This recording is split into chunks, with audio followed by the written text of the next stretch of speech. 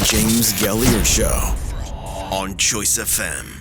Happy Monday, everyone. This is James Gailliard. I'm your host. Welcome to the James Gailliard Show. We're live every Monday from 5 p.m. to 6 p.m. I'm going to ask you to go ahead and share this. We are live right here on Choice FM. I love choicefm.com, the People Station, 92.1 FM on your dial. We're talking to people all the way from Roanoke Rapids and Tarboro and Rocky Mountain, Wilson, Raleigh, Durham. And so shouting all of you out. Let us know where you're listening from or where you're watching from. Go ahead and share this if you would on YouTube. Share it on Facebook. And I'll be checking comments at the break like I always do. I don't have a lot of topics today, but I want to go deep a little bit. I want to talk a little bit, of course, presidential politics like I do every week. If you're new to the show, we like to talk about things that are controversial. We want to talk about things that are going to make us better as a community. We want to talk about things that's going to enable people to thrive. Not just some people, but all people. Hey, watch any kind of politics, any kind of public policy, any kind of agenda item that results in only a select group of people thriving. We want to see everyone get across the finish line. At least we want to give everyone equal opportunity to stand at the starting line. Did you hear that? Everybody doesn't get across the finish line. I recognize that. You know, the Bible says the poor will be with you always, right? We recognize that there are some challenges that we have in our society and everyone doesn't get across the finish line. But I fundamentally have a problem when we don't even give people the opportunity to get to the starting line. Or when we put them at the starting line, their starting line is significantly further back than other people's starting lines. And so what we like to do is talk about the things that are going to move us all forward. I'm always talking politics. I'm always talking religion because I think it is ridiculous that we are told not to talk about those two things because those are the two things that impact our lives more than anything else. And so we recognize that we can't entertain ourselves to a better way of life. We have to educate ourselves to a better way of life. I'll be checking out your comments. Please go ahead and share this. This is the James Gailliard Show. I'm James Gailliard, and I want to jump right in today. Let me just say this. I don't do this often. Not that I shouldn't say I don't do it. I do this as often as is necessary. I'm not one of those people that has an inability to admit when I'm wrong. And so I was wrong on the vice presidential pick. As you know, if you've been watching or listening to me, I thought the Democratic vice presidential pick, I thought it was going to be Senator Mark Kelly. It was between he and Josh Shapiro, Governor Josh Shapiro. I did not have Governor Tim Walz on my bingo card. Okay, let me just be very honest. I did not see that coming. So I want to spend a little bit of today's show on a deep dive about him so that we can better understand the rationale of the pick, some things about him, a lot of good things, a few things that concern me. But overall, thrilled about the pick. I do want to, before I jump into a Tim Walz conversation, and then I want to shift from a Tim Walz conversation on the back half of our show to talk a little bit about the Olympics. The Olympic closing ceremony was yesterday. And I'm sure lots of us, I grew up, I don't know about you, but I grew up watching the Olympics. It was something that my family and I did. We did it as a family. My mom wasn't a big sports buff, but she would sit there with my father and I. And we always watched the Winter Olympics and the Summer Olympics. It was a big deal. And so I still enjoy the Olympics. I enjoy certain sports more than others. And I'll talk a little bit about that in this segment as well. So Let's just talk about where things have gone from the election perspective. It's just been a total upending of the race. I mean, we have gone from looking as if former President Donald Trump was going to run away with this election to him now being behind in all the polls. And so the most recent polling has Vice President Kamala Harris with a 51%, 48% lead over President Trump. That is 4 points better than when Harris got into the race. So that's a big deal. She has been able to maintain a 3-point lead when third-party choices are offered. And we're going to talk in future shows about the third-party candidates. I struggle. You know, I served as a Democrat in North Carolina General Assembly for 2 terms. Before that, I was always independent. And so I was never an affiliated a voter, Democrat or Republican. I was always unaffiliated, and I was able to vote either way, as unaffiliated people can do in the primary, and then, of course, whoever I wanted to, of course, in the general election. And I've struggled for many years with our 2-party system and the way that we run campaigns in our country. And so I say that because when these third-party candidates are out there, I get it, because everyone has a right to run. But I think if you're in it only to play the part of the spoiler, then I don't think that you're in it for the right reasons. I think when Joe Biden was still in the race, Democrats were going to be hurt more severely by third-party candidates. I think now that Kamala Harris is in the race, I think that Republicans are also going to be hurt. And so according to the most recent polling, she remains a 3-point lead when a third-party candidate is being offered. Let's talk about why she's so popular right now. And there are basically 4 groups of people. Well, really 3. 3 groups of people that are really making the difference right now in the polling of the presidential race. Those 3 groups of people are black voters, and that's largely my audience on our show. The second group is white women with college degrees. And then the third group are women who identify as political independents.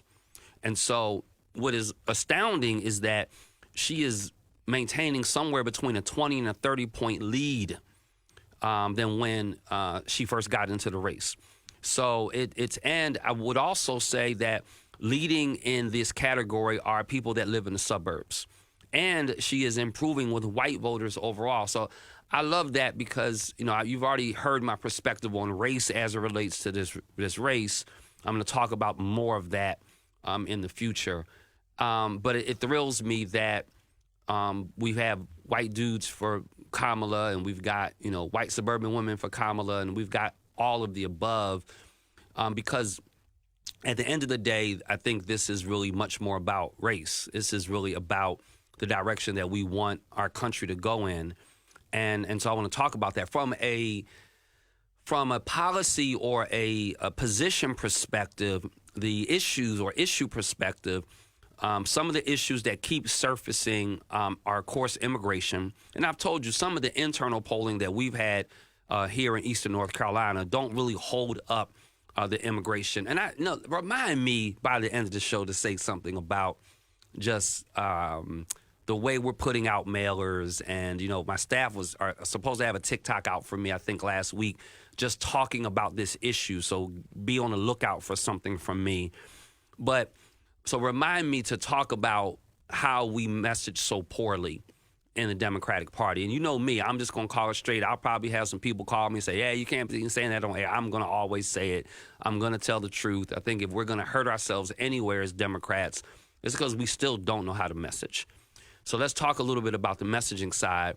Immigration is still polling high. It is Harris is also seeing improvement on how she would handle immigration. But Donald Trump is still more trusted on the immigration issue. I think if we would just be honest that we need immigration reform. But I think part of what is destroying our nation, and I think a big cause of the toxicity that goes on is the extremity that goes on the far right and the far left. I think we can just get both those groups totally out of politics. We could have some nice things. I think there's a better shot at getting the far left under control than there is the far right. And the reason I say that is because the far left has not taken over the Democratic Party, but the far right has absolutely taken over the Republican Party, and they've lost their mind. These MAGA Republicans are just, to use the words of our new vice presidential pick, they're just weird. And so on the immigration side, she's gaining ground, but it suggests that Donald Trump is more trusted in that issue. On the economy, Trump is still more trusted, but he only has a 3-point lead in that area. Compare that to a 9-point lead that Trump had over Biden on economic issues. And from a perspective of abortion, of course, Harris is considered better to handle that issue. And this is where on the polling, it's a big deal. She has a 15-point advantage, on the issue of abortion. And so let's jump into the vice presidential pick. I want to begin, before I do a deep dive on the Democratic nominee for vice president, I want to first of all begin with something so that we understand the process. And so obviously she has to vet candidates, right? No different than Donald Trump would have to vet candidates. And if I were preaching on Sunday, I would say, just stick with me because I'm going somewhere. And so the Democratic vetting team, or the Kamala Harris vetting team for the vice presidential pick, was led by campaign chair Jen O'Malley Dillon. And then by campaign chief of staff Sheila Nixon and former Attorney General Eric Holder and former White House counsel Dana Remus, and these are all counsel, and then Tony West, who is Harris's brother-in-law and a former top official in the Department of Justice. Her family is very impressive. Just want to say that. Her sister, Maya, really, really brilliant attorney. I want to say Stanford trained. So she has, get that group of people. This is because one of the things that I want us always thinking about is we have to think bigger than Donald Trump, Kamala Harris. We must think Donald Trump administration, Kamala Harris administration. And even for those people that might possibly be on the fence, once you start digging deep into who will be in their administration, you get off the fence. So when you talk about a person who knows how to surround themselves with good people, you're talking about former Attorney General Eric Holder, former White House counsel Dana Remus, and Tony West. Tony West is a former official in the Department of Justice. These are the people that are just vetting whoever the Democratic candidate for VP is going to be, right? Now, what happens is they meet with all these candidates over a Zoom meeting, right?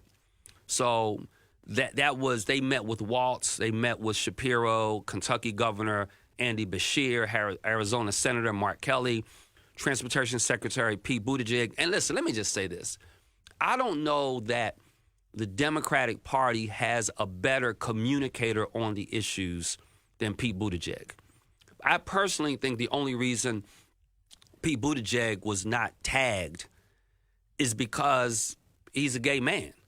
If he was a man that was heterosexual, not homosexual, I think Pete Buttigieg is tagged because he's just super bright. He understands the issues. He understands municipalities and cities, which would be helpful because he was a mayor of a city. He understands government agency because he heads up federally the Secretary of Transportation. And he's just smart and he knows the issues. But it's no way America is in the social climate that we could handle a president that was a woman of color and a vice president who was gay. Like that's just, and we have to own where we are and where we aren't as a nation. I personally think that's the only reason Pete Buttigieg was not tagged. And then Illinois Governor J.B. Pritzker, and so they met with that group, and then they ended that group, and then Eric Holder and Dana Remus put together their findings for a panel of Harris confidants. So then they go, okay, this is what we think should happen. It goes to people she deeply trusts. Labor Secretary Marty Walsh, one of her advisors, Cedric Richmond, former Congressman Cedric Richmond, Senator Catherine Cortez Masto of Nevada. They then interview the candidates. After they interview the candidates, then it starts getting passed on to the next level. So now they add Harris's White House chief of staff, who's Lorraine Voles, and they start having a deeper conversation. By the time that is over, it's dwindled down to three people: Shapiro, Kelly, and Waltz. They're all invited to the Naval Observatory for a one-on-one meeting with Harris, and this is where I want to go, y'all. It's called the chemistry test, because at the end of the day, if you don't have chemistry, if you don't work well together, then it doesn't matter how bright you are and all the other things. So I just rattled off to you all of these major players that were a part of informing her decision about who her candidate, her vice presidential pick would be. Now, this is where I'm going with this. It is important that you know who to side with, that you know who to have as a confidant. It is important, particularly in political circles, that we understand who the people are that are going to have our ear. So one of the reasons why, if you know, let's put aside all of the issues that we know matter. Let's put aside race. Let's put aside gender.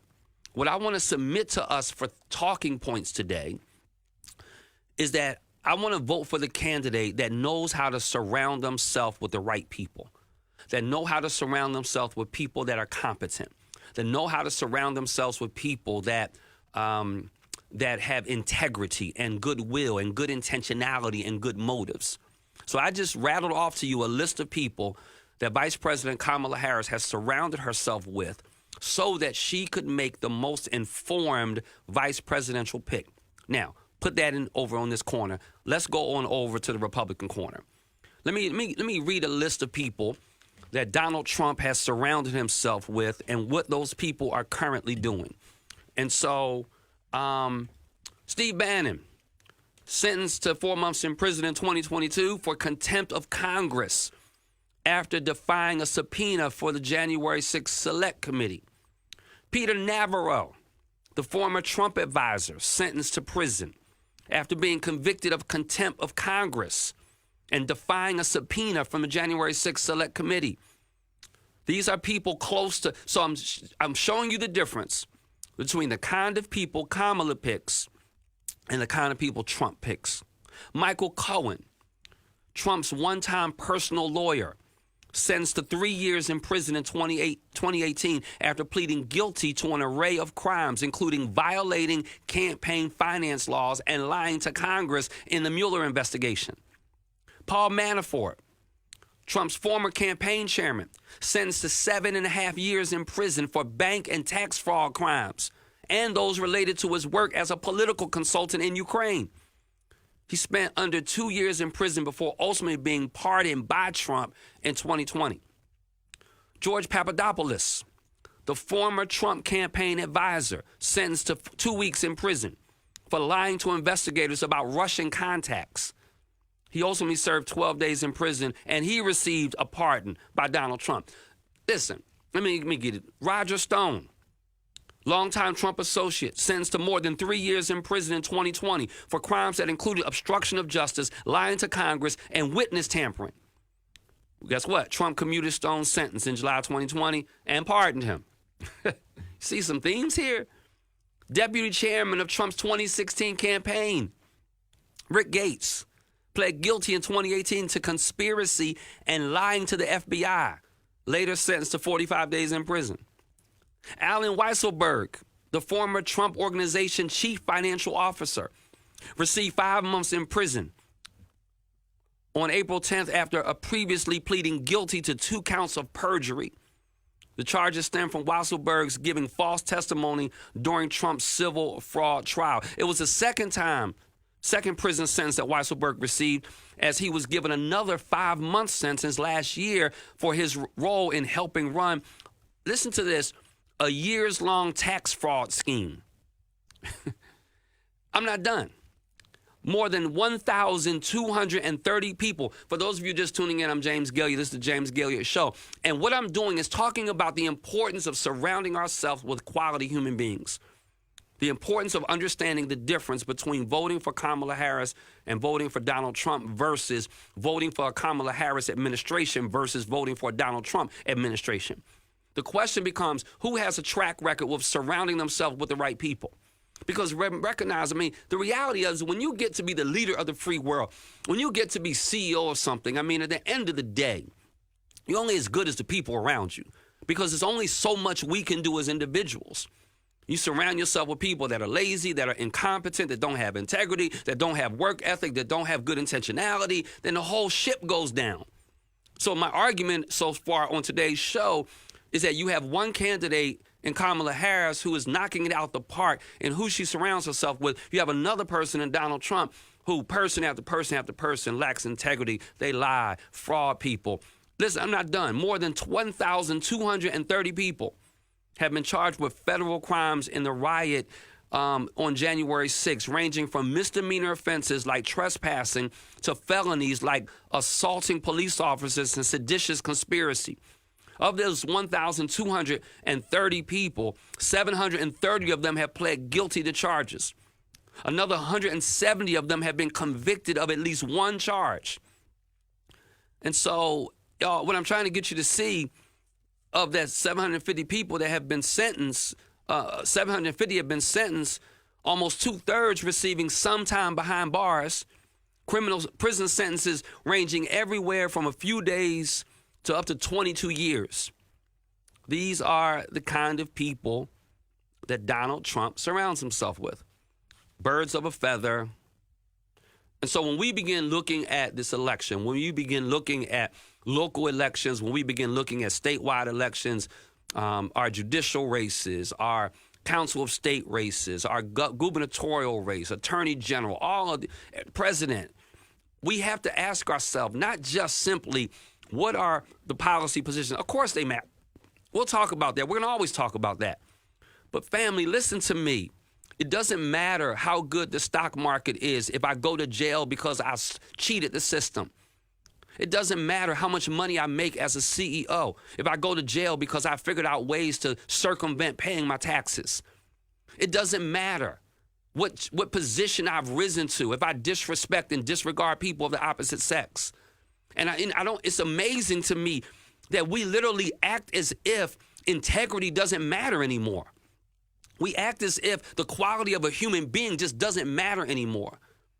I would much rather have a person of integrity in the White House that I disagree with on how to handle immigration than I do someone in the White House who I agree with on how they handle immigration, but I can't trust that they'll do it in a way that's going to be consistent with our Constitution and the laws of the land. So that becomes the fundamental difference that we're just not talking enough about. The issue of integrity. And so, listen, I'm James Gailliard. It's the James Gailliard Show. I'm right up on my first break. I'm going to check out all of your comments. When we come back, listen, pass this on, share it with someone. We're talking about how people surround themselves with quality people, who does and who does not. When we come back, I'm going to give you a whole litany of things to know about the VP pick, Governor Tim Walz. And then after that, we're going to have a little fun, talk about the Olympics. Share this. This is James Gailliard, James Gailliard Show, Choice 92.1 FM. I'll be right back. The James Gailliard Show on Choice FM. Early and whatnot on the show. James Gailliard, welcome back to the James Gailliard Show. We are talking about politics again today, but specifically the issue of integrity. I can't underscore this enough. And I want to shift the conversation some. Listen, I'm on the bandwagon, or I shouldn't call it the bandwagon, because sometimes I don't like the band or the wagon, right? So I don't want to call it the bandwagon, but I do want to hear substantive policy positions from Kamala Harris. Let me be very clear about that. And so I'm not suggesting at all that policy positions don't matter. What I am suggesting is that policy positions are not as important as issues of integrity and fidelity. And I think, even as a pastor, there are certain pastors that I just don't associate with. It's not that, they may have nice-sized churches and they might be very successful in their own right, but then if there's certain things attached to them, like, I'm not trying to be associated with that. I mean, it's the reason why we post our audited financials on our church website for everyone in our congregation and the public to see, because we just want to live as much as possible beyond the scrutiny. Like, we want people to see us in a way that we have integrity. And that's what I tried to show you on the first part of the show. Donald Trump, in his first term in office, I believe will be his only term in office, literally surrounded himself with people that were just like him. And so it's amazing to me that particularly evangelical Christians can look past issues of integrity. And I want us to really be more mindful of that in our politics. And so let's not forget to raise that issue. I see your comments, putting money before your morals. I mean, Brenda Jenkins says integrity, and I saw Q's comment, and LaShawn's comment as well. And so I'm just trying to simply get you to see that one person has a track record of criminal activity and fraudulent behavior. I want to say that again. A track record of criminal activity and fraudulent behavior.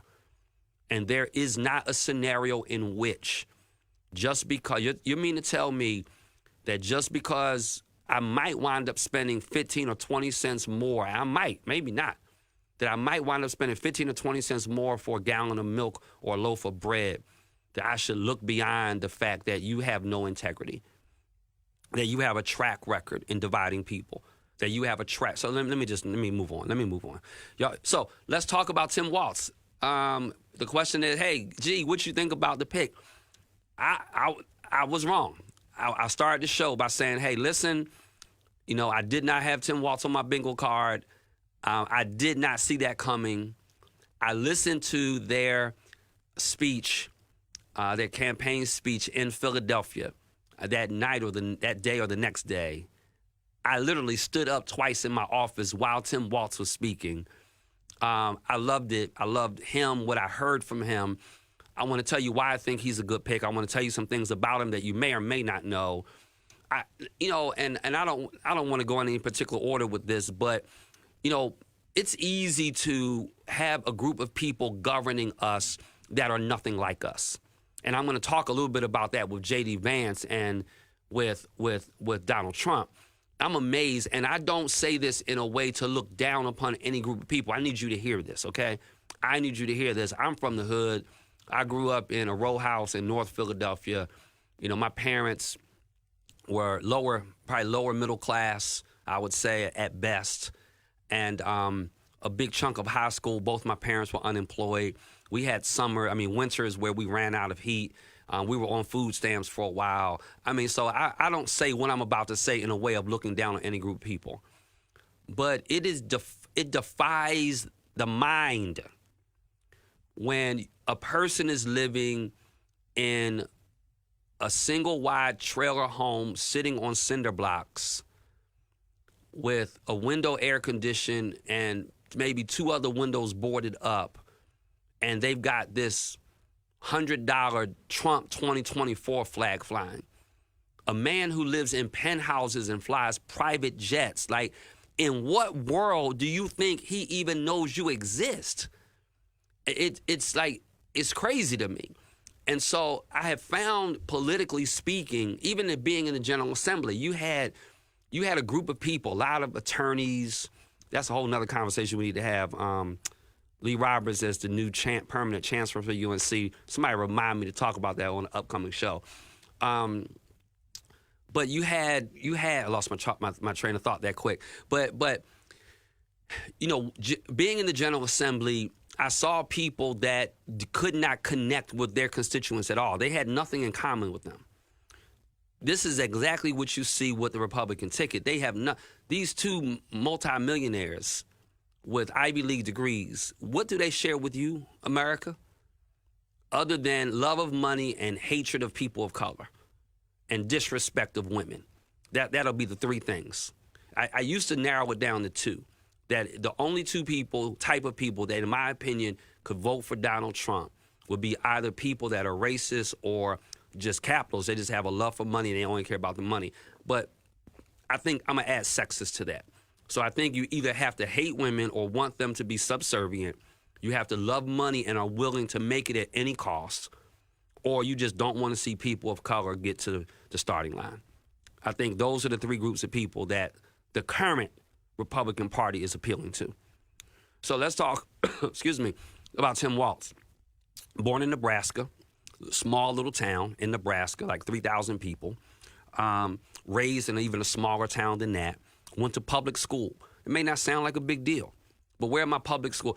Most of the people voting in this election went to public school. And yet oftentimes we are electing people who went to private schools, and I'm not knocking the private school education.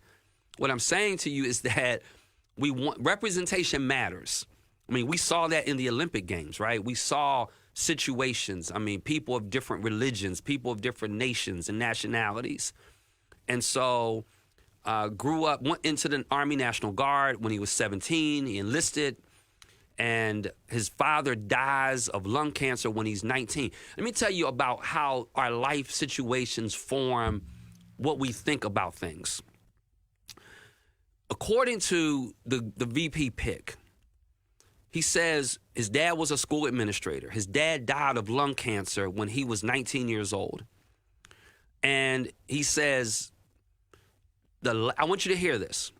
The last 7 days of his father's life took his mother 10 years.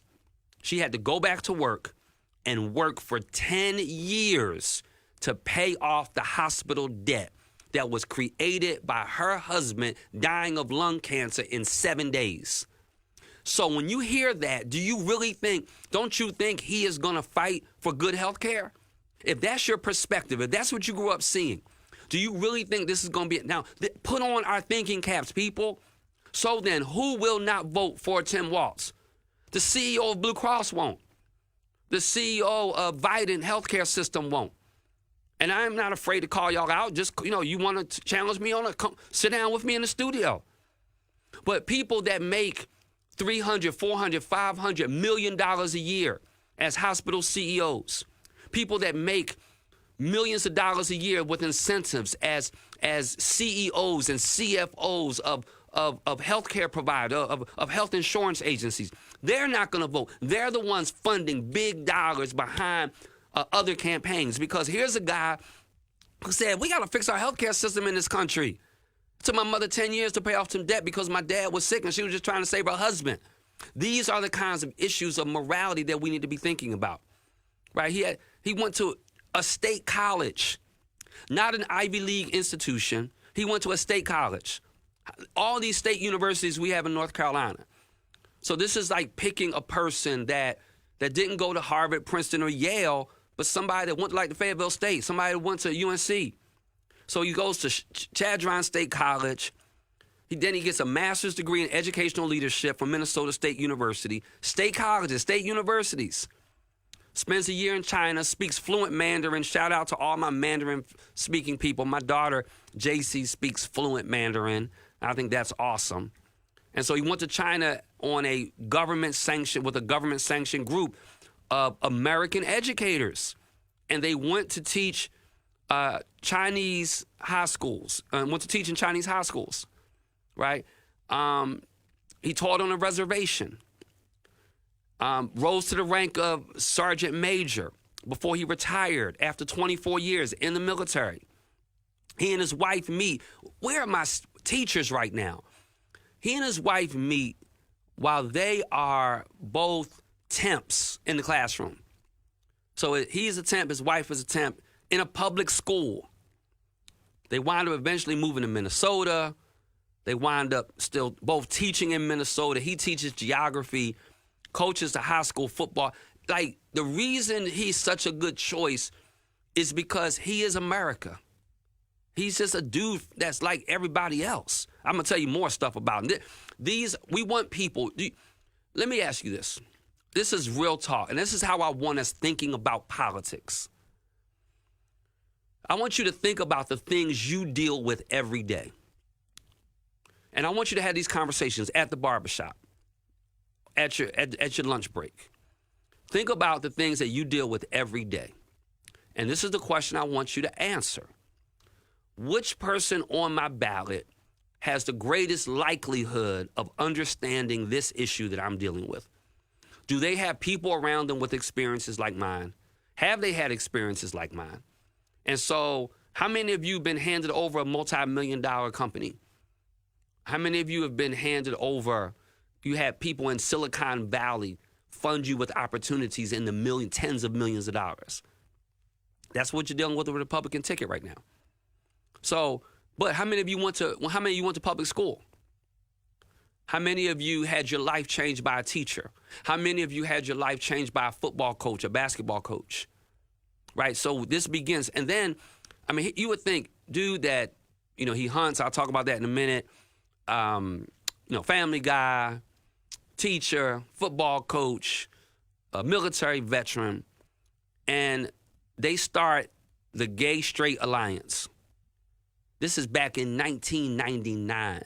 And y'all know, like, I'm not fighting with y'all about this whole gay, lesbian, LGBTQ plus plight. Like, I refuse to make it the premier issue. I refuse to make, this is just James Gailliard talking. I refuse to make abortion the premier issue. I think there are other issues that I connect better with and that are important to me and I'm passionate about. What I'm telling you is for a white male heterosexual in 1999 to volunteer to be a faculty advisor for a group of students in high school who are coming out. They are beginning the Gay to Straight Alliance. I mean, that's something. That's good stuff. He has 2 children. Both his children were conceived through in vitro fertilization. They went through fertility treatments. That's a major issue that's on the campaign trail. We'll talk about that in the future. Got his political start. Listen, for those of you just jumping in, go ahead and share this. I'm James Gailliard, and this is the James Gailliard Show. And I'm talking about the vice president's pick, the president's pick, or the vice president, Kamala Harris's pick for her running mate for vice president. And I'm talking about some things that you should know about him and why that I think that he will proven to be a good choice. And then he gets elected into Congress. Let me tell you why he runs for Congress. I so connect with this because, like, I never had a thought of running for public office until a public education issue hit here in Eastern North Carolina, and I went to advocate about the whole issue of the merger, and then my then sitting state representative, after me traveling up there 3 or 4 consecutive days, and I finally got a chance to go into his office. I had never met him. And I just wanted to share my position and see what we could do to move this issue forward so it would be good for all the students, both in Edgecombe and in Nash County. Because, by the way, can I throw this in for free? If you only care about some of the students, then you don't care about any of the students. Like, as a parent, as an educator, for me as a pastor, and public education is probably that, and healthcare is probably, and economic equity are probably the 3 things that I might care most about. Listen, if you're not, as a pastor, I want to see all children prosper. I want to see all children have an opportunity. I want to see children that are in public schools, charter schools, private schools, religious schools, home schools. Like, I want to see every child advocate for it. I want to see every child have an opportunity. I want to see every child being in schools that are properly funded with a responsible curriculum, with a qualified and quality principal, with qualified and quality educators in every classroom. Like, I want to see that. And so that's my issue with the voucher movement. That's my issue with it. People are like, you anti-vouchers. No, I'm anti-cherry picking who gets to go to the starting line. That's what I'm anti. And so I don't trust you. If you are a politician, if you are an educator, and all you care about are the children in one specific environment or situation, I don't think you are trustworthy enough to be an educator. And I don't trust you with kids. That's just James Gailliard talking. So back to Tim Walz. So he takes a group of kids to John Kerry's, former Massachusetts Senator John Kerry's presidential campaign, and they give them a hard time getting in. The Republican campaign that was against John Kerry. They have a hard time getting in. They give him a hard time, and he's like, "Man, kids should have the opportunity to see whatever candidate they want, whether they're Republican or Democrat." And the kids were like, "You should run for Congress. You should run for Congress." And he runs. And he winds up winning. It was one of the biggest upsets because it was a real, a deeply Republican, deep red district. He winds up winning it. He winds up one of the highest ranking people to serve in the U.S. House. Then he winds up defeating a person that overspends him by $500,000. He winds up winning re-election 5 more times in the most rural conservative district in Minnesota. And then, of course, he eventually winds up becoming governor, and now having served 2 terms as governor. And listen, he is a lot more left as governor than he was in Congress. In Congress, he was real bipartisan. which says to me he understands his different climates and environments. He's a hunter. I mean, he checks all the boxes. And so I think he's going to wind up being an excellent choice. He has some of his policies, universal school meals. He signed a universal school meals policy. Listen, say what you want to say. Children cannot learn while their stomach is growling because they're hungry. And instead of barking, I want to say another word, but instead of barking about whether or not we should be providing school lunches for kids, we should care enough about the kids to figure out a way to provide the school lunch. Every parent is not in a position to pack their lunch, to buy the food to pack their lunch. I mean, we can be so entitled. It's mind-boggling to me. We can have so much that we don't even realize what other alternatives there are. Let me just say this. All you hypercritical people, just because you have a refrigerator to keep the lunch meat cold does not mean every child in that classroom has a refrigerator to keep their lunch meat cold. So instead of casting judgment upon why we need to provide lunches, why don't you realize the fact that not every child is in the same situation? And the objective ought be to get every child to the starting line so they can finish. But if they can't ever go to school because they're never having anything to eat, just because you have the ability to cook in an oven tonight does not mean everyone that goes to your child's school has an oven. And if they do have an oven, it doesn't mean that the electric is on or the gas is on. And so what I like about this pick for vice president is that he's lived through enough of the scenarios to get the plight of America. You know, if you think for a moment the single biggest problem we've got is whether or not gas prices inch up, next time you get that concerned about gas prices going up, park one of the cars and just drive one of them and map out your routes for the week instead of jumping in the car every day, going to the same place 10 times. So you know what? I'm going to go one time so I can use less gas. I'm going to plan my routes. I'm going to have somebody ride with me so we're all not burning gas. Because we keep buying gas, it's going to keep going up. That's how supply and demand works. But we're so caught up in issues that we think matter when the reality of it is there are deeper issues at stake. So he signs the Universal School Meals Plan, and then, because he says kids are eating and having full bellies so they can go learn. And then he says, and women can make their own healthcare decisions. And so, you know, listen, y'all know I'm pro-life Democrat, right? I want to find a way to protect life in the womb and in the world. But you don't protect life in the womb by stripping people of their rights. That you don't do. There are other ways to protect life in the womb. We could protect, I hadn't planned on going here, but you protect life in the womb by making sure when the child is born, they're going to have actually an opportunity to get to the finish line, the starting line, so they can finish. So you can protect life in the womb to make sure that maternal child care is good enough for that black woman that she's not going to die trying to give birth. You can protect life in the womb by making sure that she has a livable wage equal to a man that's doing the same job with the same education. We can protect life in the womb by making sure that when that child grows up to go to a public school, that public school is going to be properly funded. We can protect life in the womb by making sure that if that child is born, when that child is born, that child won't live in a community that will make them food insecure. We can make sure they have clean water, clean air to breathe. It's lots of ways to do that. And so I think Dems are on the right side of the issues. And so that's Tim Walz. You know, those are the things that you know he believes in. He did legalize recreational marijuana, you know, recently, about a year or so ago. I think that's jumping the gun, but I don't think that makes him a bad legislator because you got to recognize, or a bad governor, you got to recognize the state he's in. He's in Minnesota. It's very liberal there. Beautiful state, by the way. Let me tell you where I am on marijuana. I am on, first of all, the very first thing we should be doing is decriminalizing it. That's number one. Like, I think we go too fast. And so I don't believe in full-blown legalizing recreational marijuana. I think that's too fast. And I'm not saying that one day we don't get there.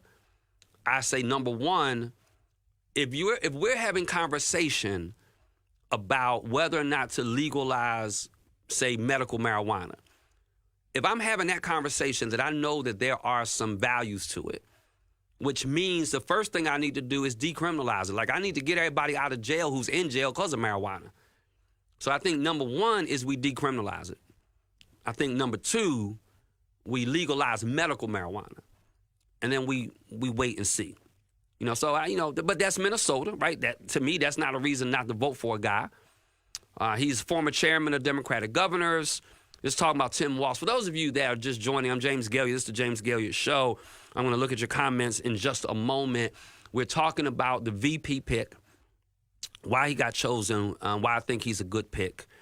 He's just a good old boy, and I don't mean that in a negative way. He runs on a regular basis. He has an old truck, four-wheeler, a blue International Scout. They don't even make them anymore, and he likes to play around with that. And, he takes his dog to the dog park. He's just a regular dude, and I think that's great. And let me listen to this. Exactly opposite of what happened. We tried in North Carolina, the Republicans stole it away. They overturned it. But last year, he expanded voting rights for 55,000 formerly incarcerated people.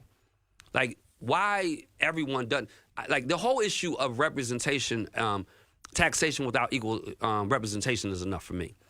If I work and you take money out of my paycheck for taxes, then I should have the right to say who are the elected officials that's determining what that tax rate is. To me, that just makes sense. And so it is a form of voter suppression. See, one of the things that Republicans are really good at is claiming voter that people are stealing elections, and that there's all of this improper electing going on, improper voting going on. The issue is not that.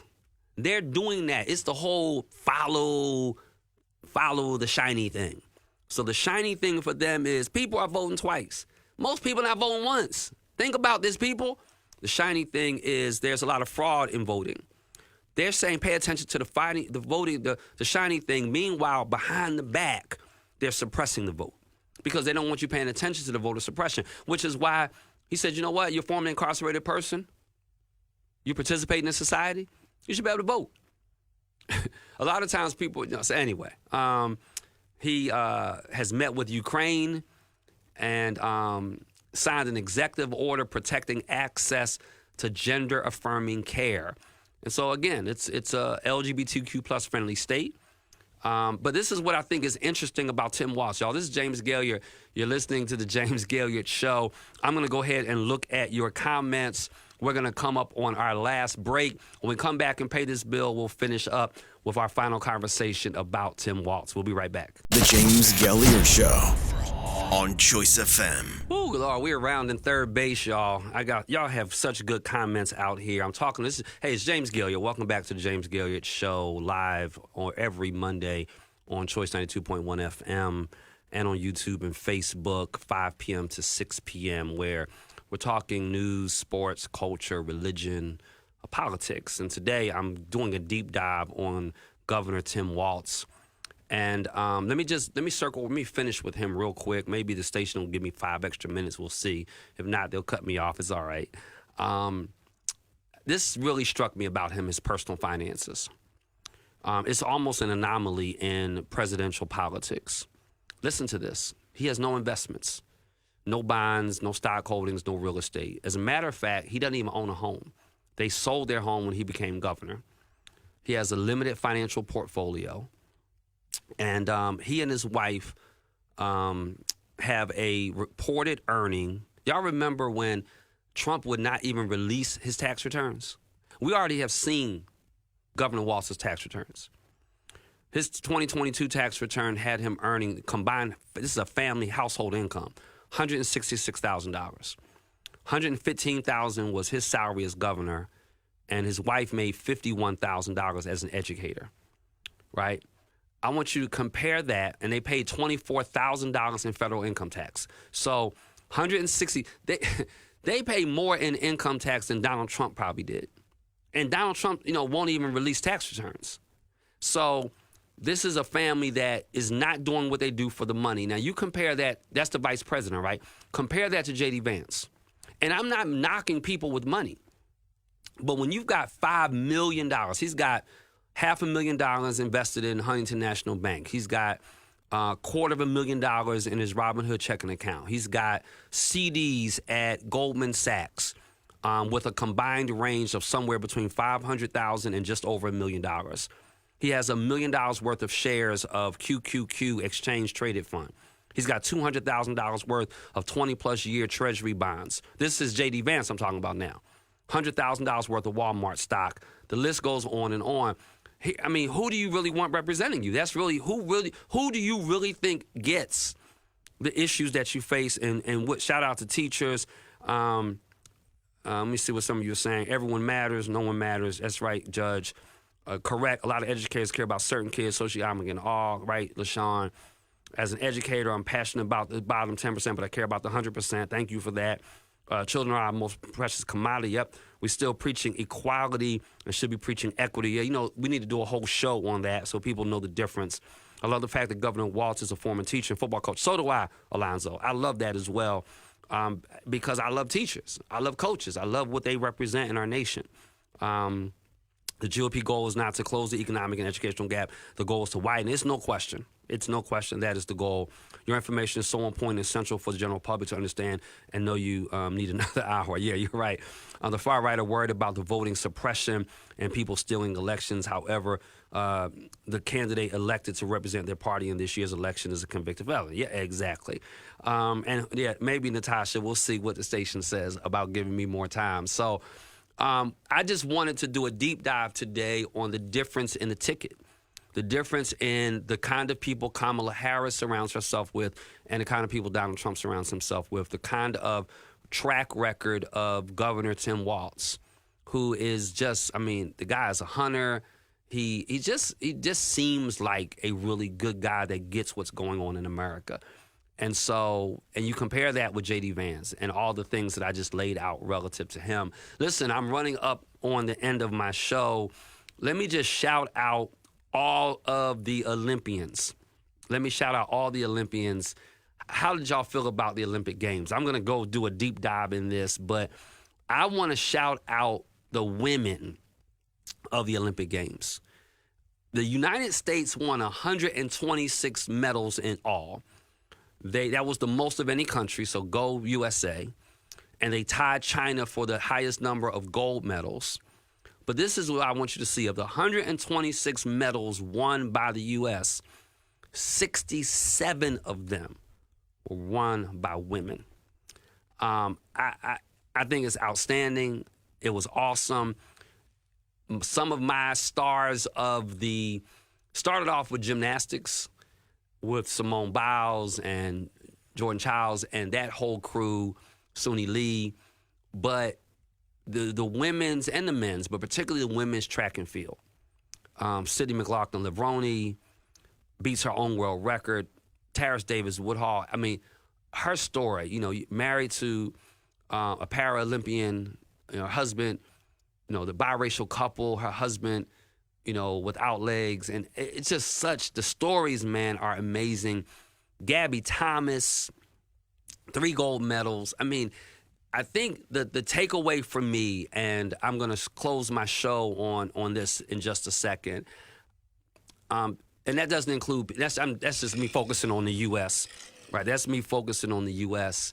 But when you start looking at Pakistan getting, you know, their first Olympic gold, you start looking at an Ethiopian runner, Sifan Hassan, even though she's Ethiopian, competing with the Netherlands, winning her gold marathon, wearing her hijab, right, while she's on center stage as the gold medalist winner. Man, the stories are phenomenal.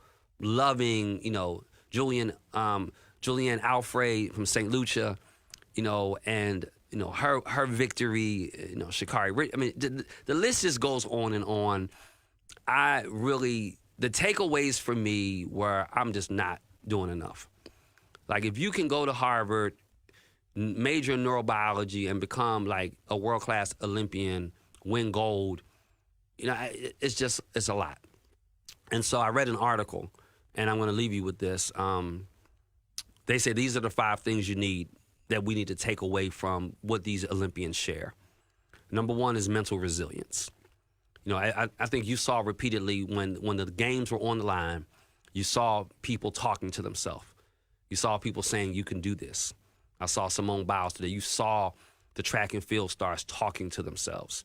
You saw them in the zone, you know, having a bad start, but then they still recover. I mean, Sha'Carri Richardson, when she did that final leg, man, I mean, she had to dig deep. I mean, they almost fumbled the baton pass with her and Gabby. So mental resilience, I want to leave you with. Number two is discipline. Aim for the 1% daily improvement. I mean, don't worry about making the big inroads. You know, if you're lifting 100 pounds, the 1% improvement is that I lift 101. If I'm drinking, you know, I don't know, 100 ounces of water a day, then I just shoot for 101 ounces. So really work towards the 1% improvement. Number three, passion and drive. And so pursue that which you really have a passion for. Pursue that which you believe you are on earth to do.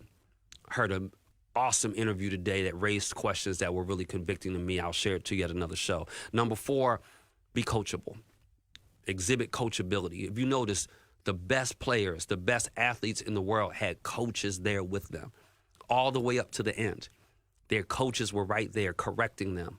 Y'all, if we're going to do better as a society, if we're going to do better as a nation, we need the people that can coach us, people that can correct us, people that can help us make adjustments. And then finally, number five, attention to detail. Pay attention to the little things. Pay attention to the things that other people are not paying attention to. Whatever you're doing, if you're a school teacher, if you're an elected official, if you're a pastor, if you work on an assembly line, if you work from home, if you are a grant administrator, if you are an accountant, engineer, whatever you do for a living, you own a small business, pay attention to the details.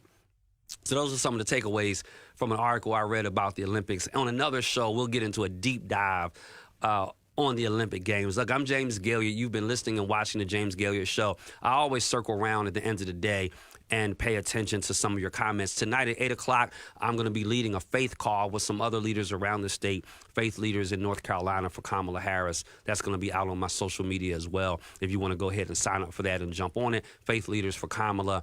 Listen, I'll see you next Monday, 5 p.m. I'm out of time, but I'm not out of talk. I'm out of clock, but I'm not out of content. This is James Gailliard. You've been watching the James Gailliard Show right here on Choice 92.1 FM. Make it a great day. The James Gailliard Show on Choice FM.